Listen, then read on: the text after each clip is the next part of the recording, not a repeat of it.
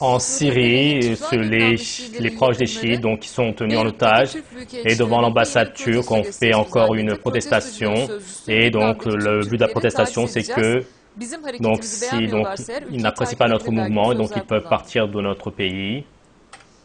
C'est-à-dire ceci, c'est une nouvelle mode, car c'est une mode qui est moche.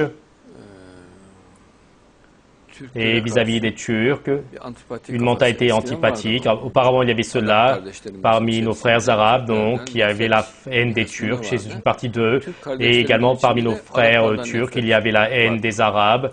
Et même aux chiens, il leur disait des Arabes, pardon. Il y avait une haine donc des Arabes et il disait que les Arabes étaient sales. Il y avait donc une telle politique dans notre enfance, mais cette mentalité dans les dernières années donc a été brisée. Donc un amour vis-à-vis du peuple turc en Palestine, en Égypte, au Maroc, en Algérie, en Tunisie, en Libye a commencé à se développer. Ceci est connu et ceux qui y vivent donc ils demandent. Ce n'est pas comme avant, mais au Liban, etc. Et apparemment, c'est issu de l'Iran. Et donc, une politique contre les Turcs est poursuivie. Et ceci n'est pas aussi important, en fait. Ces choses sont passagères, c'est-à-dire, ce n'est pas à grande échelle. Ce sont de petits groupes et ce n'est pas donc à s'en importer.